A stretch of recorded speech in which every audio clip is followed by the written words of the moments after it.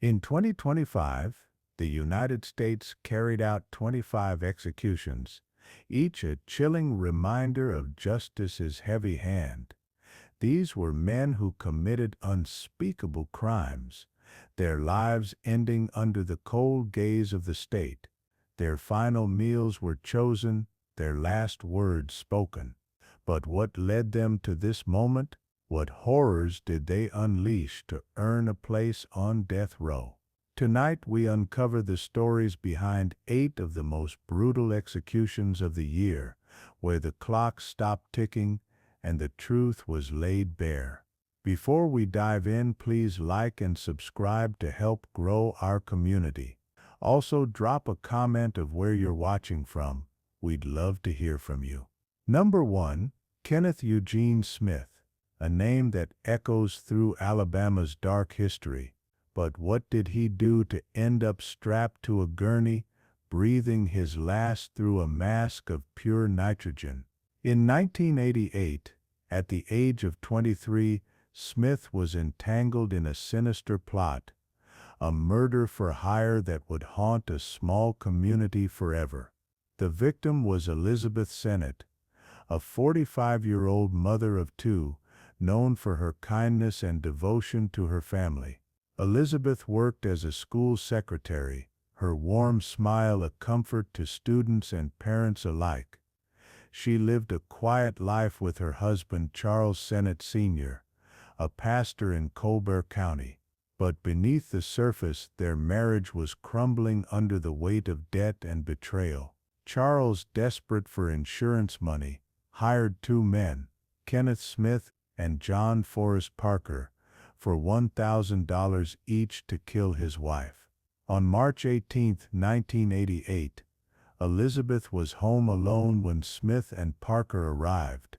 The crime scene was horrific but staged to look like a burglary gone wrong. Elizabeth was beaten with a fireplace poker, stabbed 8 times in the chest and neck. Her body left crumpled in the living room. Blood stained the carpet, and furniture was overturned to mislead police. But the evidence told a different story. Investigators found inconsistencies. The stolen items like a VCR were recovered nearby, untouched. A tip led police to Charles, who, overwhelmed by guilt, confessed to orchestrating the murder before taking his own life. Smith and Parker were arrested soon after. Smith admitted to being present but claimed he didn't deliver the fatal blows. The evidence was overwhelming. His fingerprints on the poker, blood on his clothes, and a witness who saw him near the scene. The trial in 1989 was swift. Prosecutors painted Smith as a cold-blooded killer, driven by greed. His defense argued he was a pawn in Charles' scheme, but the jury didn't believe his story. Smith was convicted of capital murder and sentenced to death, though a 1992 retrial saw jurors recommend life without parole. A judge overrode their decision, sending Smith to death row, a ruling that sparked debate for decades. Appeals dragged on. Smith's lawyers argued the judicial override was unconstitutional, and in 2022, a botched lethal injection attempt left him traumatized after hours of failed vein searches. Alabama's solution? Nitrogen hypoxia, a method never used before 2024. Smith's team fought it, calling it experimental and cruel, citing UN warnings of potential torture. Last-minute appeals reached the U.S. Supreme Court, but on January 25, 2025, they were denied. At 7 p.m., the nitrogen hypoxia process began. Smith, now 60, was strapped to a gurney at the William C. Holman Correctional Facility. A mask was fitted over his face, connected to a tank of pure nitrogen. The gas would displace oxygen, suffocating him silently, or so the state claimed. Witnesses watched through a glass window as the curtain rose. Smith's final meal? A modest request: steak, hash browns, and toast. His final words, muffled through the mask, were defiant. Tonight, Alabama causes humanity to take a step backwards. I'm leaving with love, peace, and light. Thank you for supporting me. Love all of you. But the execution was far from peaceful. Smith writhed for minutes, his body convulsing as he gasped against the mask. Witnesses reported his eyes bulging, his chest heaving violently. At 7:22 p.m., after 22 agonizing minutes, he was pronounced dead. The state called it a success. Critics called it torture. Next, March 2025, Louisiana's death row stirred after a 15-year silence. Jesse Hoffman Jr. faced a fate no one in the state had endured before: execution by nitrogen gas. But what crime could justify such a punishment? At the age of 17, Hoffman committed an act so brutal it shocked the heart of St. Tammany Parish. The victim was Mary Molly Elliott, a 28-year-old aspiring nurse with a radiant spirit. Molly volunteered at local shelters, her laughter a beacon to those around her. On a warm evening in 1996, she was walking home from a friend's house when Hoffman, high on drugs and fueled by rage, targeted her. The crime was unspeakable. Hoffman kidnapped Molly, drove her to a secluded wooded area, and assaulted her before strangling her with a belt. Her body was found days later, partially hidden under leaves, her face frozen in terror. Police had little to go on until a tip led them to Hoffman's car, where they found Molly's blood in the trunk and a belt with his DNA. Under interrogation, Hoffman confessed, his voice chillingly calm. He showed no remorse, claiming Molly was in the wrong place at the wrong time.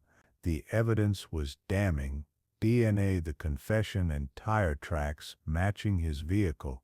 Hoffman's 1997 trial gripped Louisiana. Prosecutors described a predator who preyed on an innocent woman. The defense argued his youth and drug addiction warranted mercy, but the jury didn't believe his story. At 18, he was sentenced to death.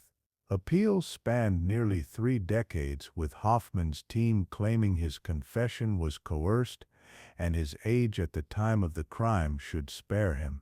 In 2025, a last-minute stay was briefly granted by a federal judge, only to be overturned by the U.S. Fifth Circuit. The Supreme Court refused to intervene.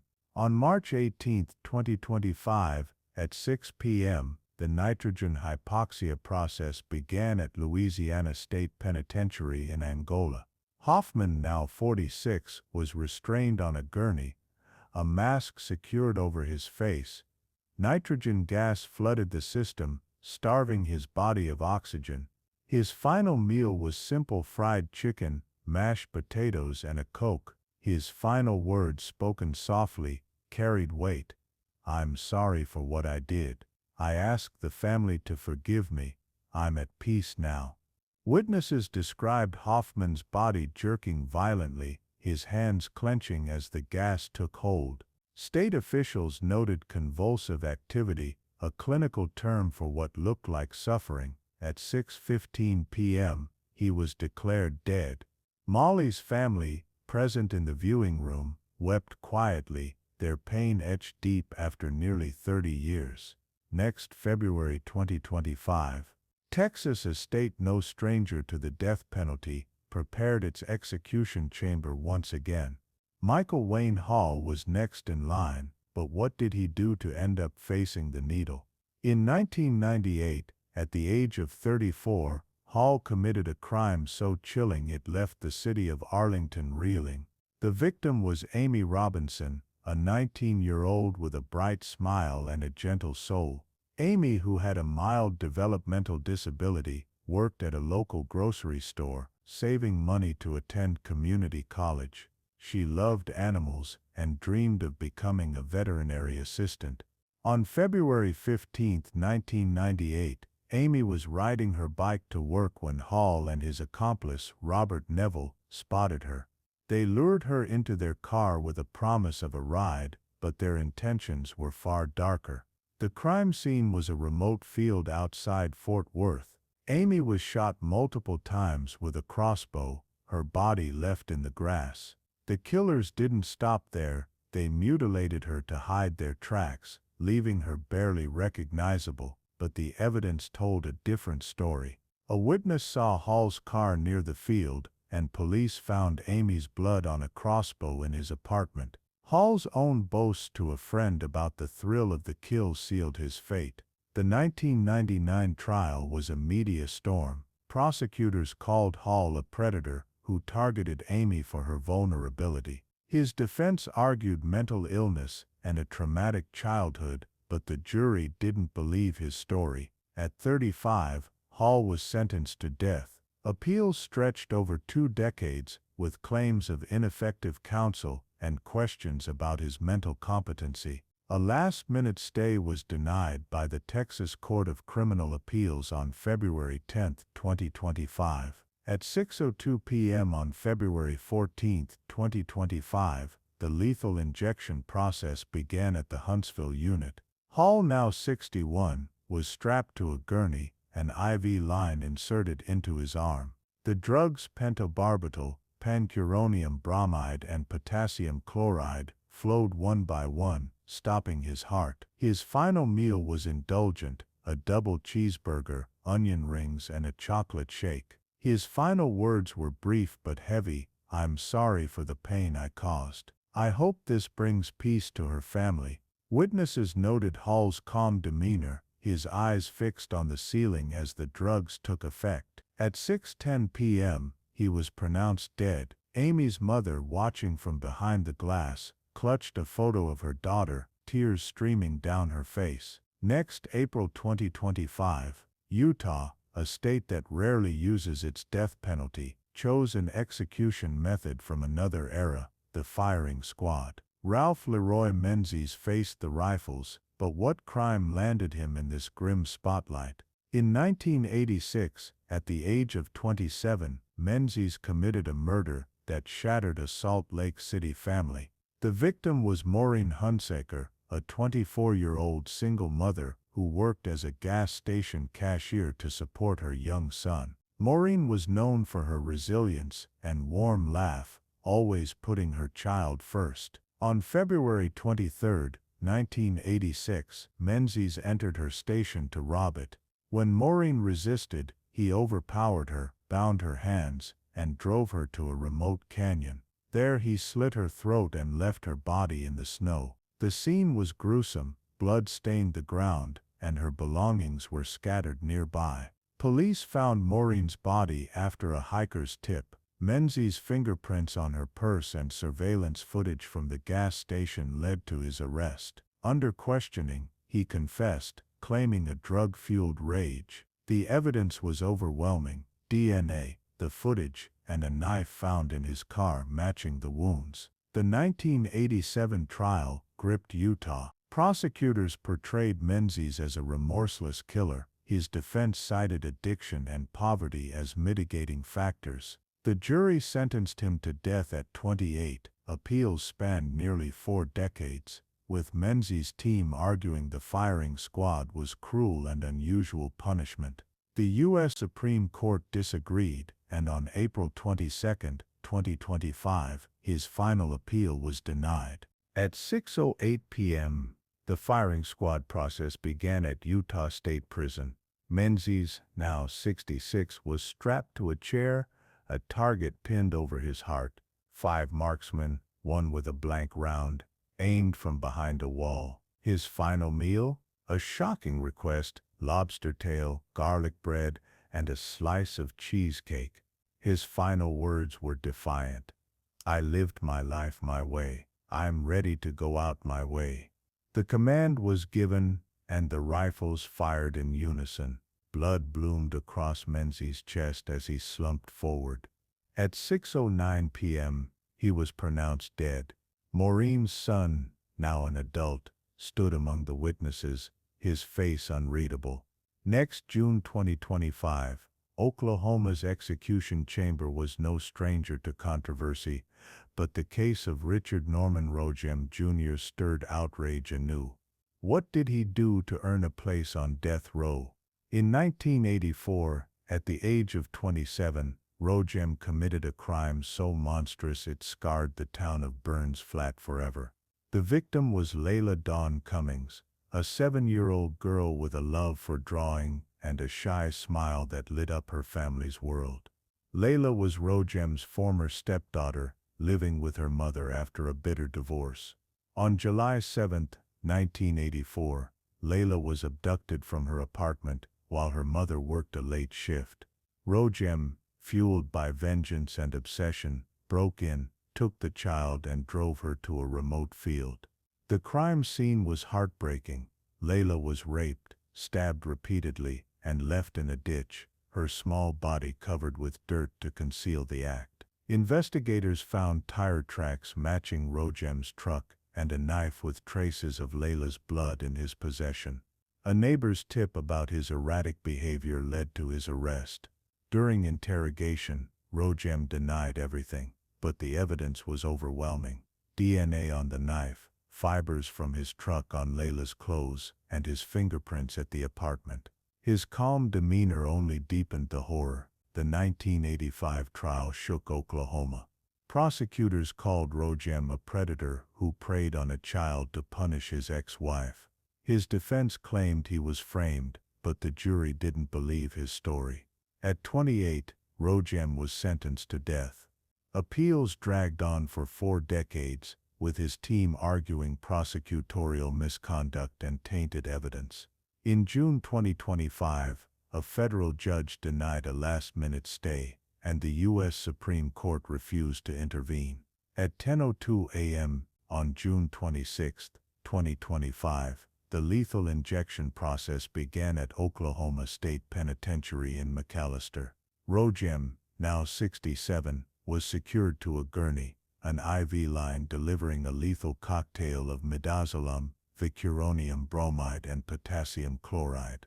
His final meal was simple yet poignant: a pepperoni pizza, a root beer, and a slice of apple pie, a nod perhaps to a childhood long gone. His final words were chilling: "I'm innocent, you're killing the wrong man. God knows the truth." Witnesses reported Rojem's body twitching briefly as the drugs took hold, his breathing slowing until it stopped. At 10:16 a.m., he was pronounced dead. Layla's mother, sobbing quietly in the viewing room, clutched a drawing her daughter had made years before, a small house under a bright sun. Next, May 2025, South Carolina revived a method not seen in decades: the firing squad. Thomas Eugene Creech, one of America's longest-serving death row inmates, faced the rifles. But what crime could justify such a stark end? In 1981, at the age of 31, Creech committed a murder that cemented his reputation as a serial killer. The victim was David Dale Jensen, a 22-year-old fellow inmate at Idaho's maximum security prison, where Creech was already serving time for prior murders. Jensen, a quiet young man, convicted of car theft, was trying to turn his life around, taking classes behind bars. But Creech, a hulking figure with a history of violence, saw Jensen as a threat after a petty dispute. On May 13, 1981, Creech beat Jensen to death with a sock filled with batteries, leaving his body in a cell block corner. The scene was brutal. Jensen's skull was fractured, blood pooling around him. Prison guards found the murder weapon in Creech's cell, along with blood-spattered clothing. Fellow inmates testified to overhearing Creech plan the attack, his laughter chilling. The evidence was damning: DNA, witness accounts, and Creech's own admission to teaching Jensen a lesson. Though already serving life, this murder would send him to death row. The 1982 trial was swift. Prosecutors painted Creech as a remorseless killer who thrived on dominance. His defense argued the prison environment fueled his actions, but the jury sentenced him to death at 32. Appeals spanned 43 years, with Creech's team citing his age and declining health as reasons for clemency. South Carolina, handling his execution after a transfer due to Idaho's drug shortages, upheld the firing squad as a legal option. On May 8, 2025, the Supreme Court denied his final appeal. At 7:04 p.m., the firing squad process began at Broad River Correctional Institution. Creech, now 74, was strapped to a chair, a hood over his head, a target on his chest. 5 shooters took aim, one rifle loaded with a blank. His final meal was hearty fried catfish, cornbread, and sweet tea. His final words carried defiance. "I've lived a long life. I'm not afraid. Do what you gotta do." The rifles fired in unison, a deafening crack echoing through the chamber. Creech's body slumped, blood soaking the hood. At 7:05 p.m., he was pronounced dead. Jensen's sister, present among the witnesses, stared silently, her hands trembling. Next, July 2025. Missouri's execution chamber prepared for a controversial case. Russell Earl Buckle faced lethal injection, but what did he do to end up here? In 1996, at the age of 28, Buckle committed a crime spree that left Cape Girardeau in terror. The victim was Stephanie Ray Pruitt, a 27-year-old mother of 2, working as a bank teller to provide for her young children. Stephanie was known for her infectious laugh and her habit of baking cookies for neighbors. She had recently ended a relationship with Buckle, unaware of the rage brewing inside him. On March 21, 1996, Buckle, consumed by jealousy, broke into her trailer home. He shot Stephanie's new boyfriend, Michael Sanders, then turned the gun on her, firing twice into her chest. As her children screamed from their bedroom, Buckle kidnapped a neighbor at gunpoint before fleeing. Stephanie's body was found by police, blood pooling around her in the kitchen. Buckle's crime spree continued until police tracked him after a high-speed chase. Evidence was overwhelming. Ballistics matched his gun to the murders. Stephanie's blood was on his clothes, and the kidnapped neighbor identified him. During interrogation, Buckle showed no remorse, blaming Stephanie for pushing him too far. The 1997 trial was a media frenzy. Prosecutors painted Buckle as a vengeful killer who targeted those closest to him. His defense argued his mental instability and history of abuse warranted mercy, but the jury didn't believe his story. At 29, Buckle was sentenced to death. Appeals stretched nearly 3 decades, with his team citing a rare medical condition, cavernous hemangioma, that risked a botched execution due to bleeding.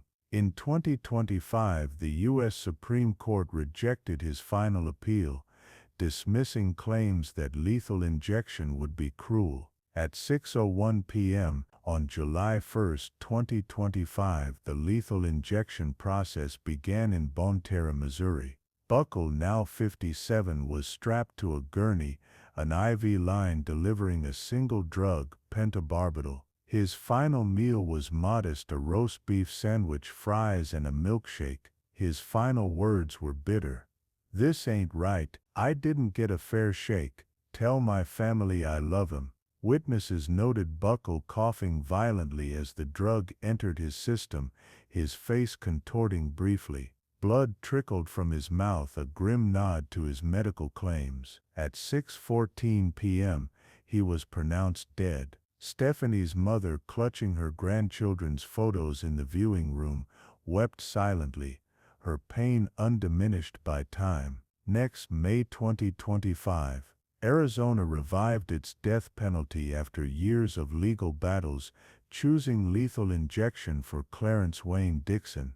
But what crime led him to this fate? In 1978, at the age of 22, Dixon committed a murder that rocked Tempe. The victim was Deanna Lynn Bowden, a 21-year-old Arizona State University student studying biology. Deanna was vibrant, known for her passion for hiking and her volunteer work at a local animal shelter. On January 7, 1978, Dixon, a drifter with a prior rape conviction, broke into her apartment. He raped Deanna, then strangled her with a belt, leaving her body on her bedroom floor. The crime scene was chilling, Her belongings were untouched, suggesting a personal motive, though Dixon and Deanna were strangers. For years the case went cold until 2001, when a DNA match linked Dixon to the crime. Already serving life for another assault, he denied involvement, but the evidence was damning. DNA from the scene, a belt with his initials found nearby, and a witness who saw him in the area. His calm demeanor during questioning only deepened the horror. The 2002 trial was emotional. Prosecutors called Dixon a serial predator. His defense argued the DNA evidence was mishandled. The jury sentenced him to death at 46. Appeals focused on his mental health, claiming schizophrenia and PTSD from childhood trauma. In 2025, Arizona's push to resume executions led to a denied clemency plea, and the Supreme Court upheld his sentence. At 10:05 a.m. on May 11, 2025, the lethal injection process began. Dixon, now 67, was restrained on a gurney, an IV administering pentobarbital. His final meal was elaborate: steak, baked potato, and a slice of chocolate cake. His final words were enigmatic: "I've seen the other side. I'm not afraid. Deanna, I'm sorry." Witnesses reported Dixon's body remaining still, his breathing slowing until it ceased. At 10:17 a.m., he was pronounced dead. Deanna's parents, watching from behind the glass, held each other, their faces etched with decades of grief. In 2025, these 10 men faced the ultimate punishment, their crimes leaving scars that time cannot heal. From nitrogen gas to firing squads, their execution sparked debates about justice, mercy, and the cost of vengeance. Their final meals and last words offer glimpses into their souls, some defiant, some remorseful, all human. But for the families of Elizabeth Sennett, Molly Elliott, Amy Robinson, Maureen Hunsaker, Layla Cummings, David Jensen, Mary Beth Hughes, Robert Leminick,